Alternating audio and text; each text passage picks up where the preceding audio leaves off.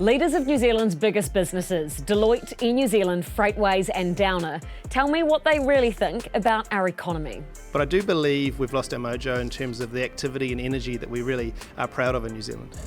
Business leaders are very concerned about where we're at and really see, I think, a need for change. Uncertainty is a word that's thrown around a lot, but I think it is just that. Cost increases and inflation are really impacting most businesses. I don't know any that it's where it's not having an impact.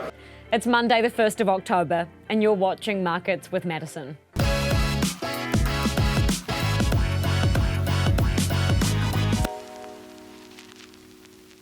Business leaders are less optimistic about the local and global economies now than they were a year ago. Obviously, an election year always brings uncertainty, but they say it's bigger than that, with government spending, inflation, infrastructure constraints and crime top of the list of concerns in the Mood of the Boardroom survey. Now, I talk to executives on this show all the time, but let me warn you, this is the most downbeat I think I may have ever heard them.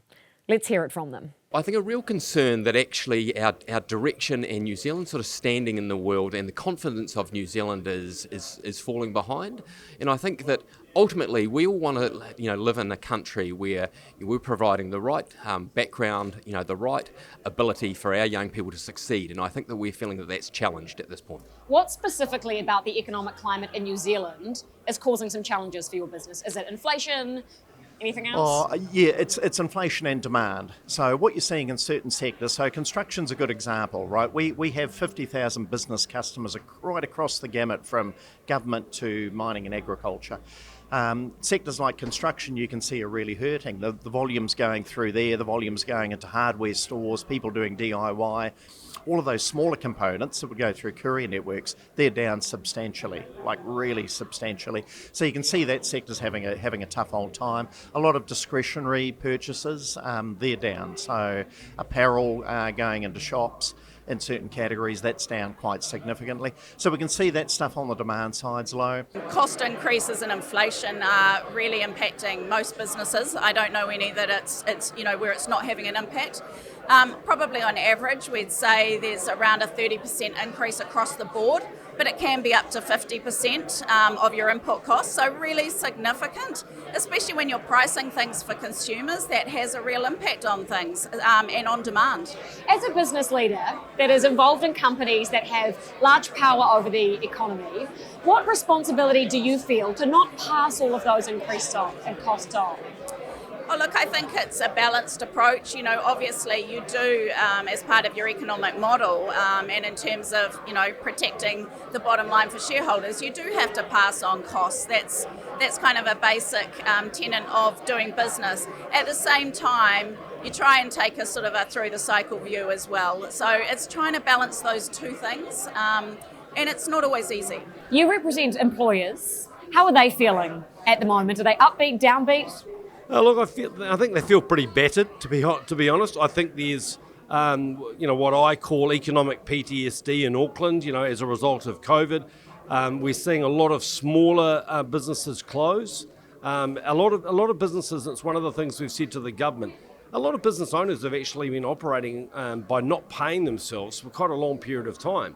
And we always thought that would flow through to the tax numbers eventually, because if you're not paying yourself, you're not paying tax. So I think there's a lot of smaller businesses hanging on. Unfortunately, we've seen closures. Unfortunately, we've seen people move to Australia. Hopefully, we'll get some of those people back. But I think at the moment, people are just feeling a bit battered. You operate a trans-Tasman business. What are the variances that you're seeing in the Australian economy versus the New Zealand economy currently?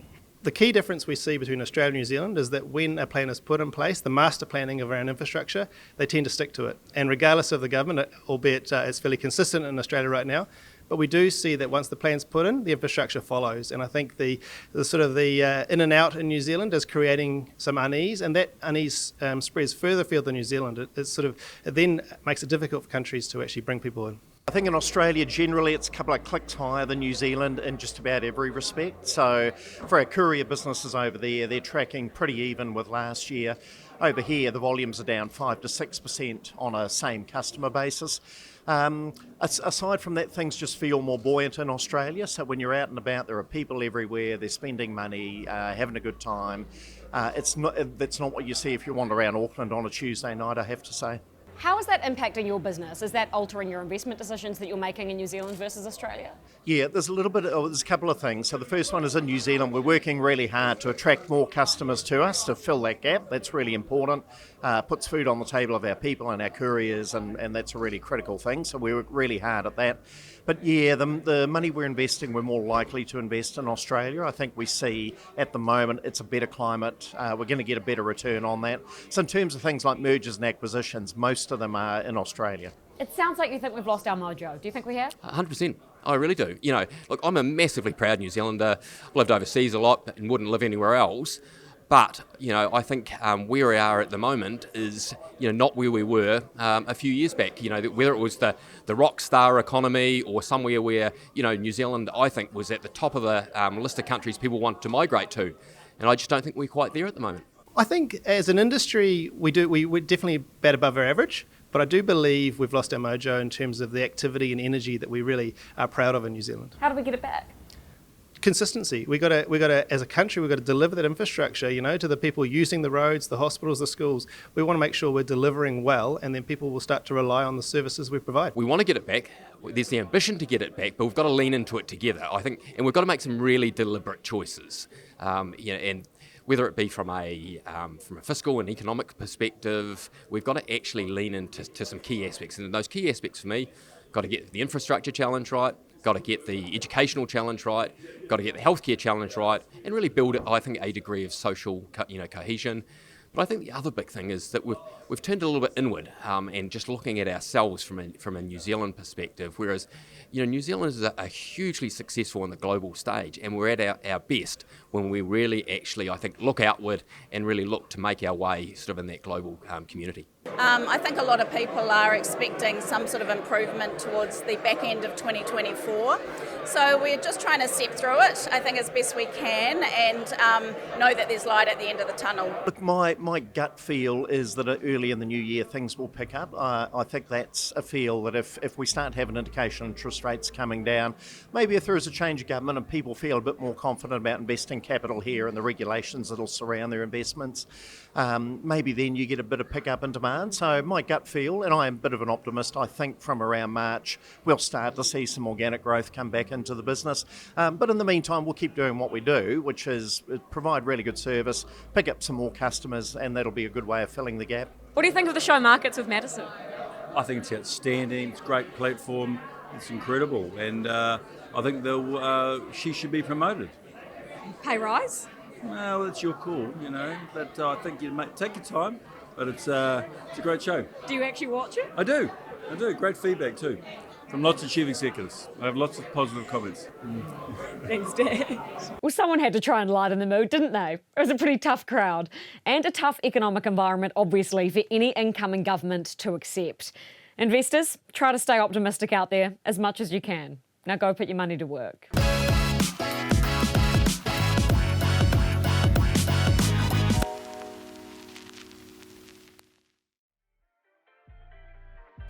Thanks for watching Markets with Madison, the New Zealand Herald show for interested investors. If you want to stay up to date with financial markets, click the subscribe button below, and you can watch our other episodes here. Stay up to date with all the business news and numbers as they land on nzherald.co.nz.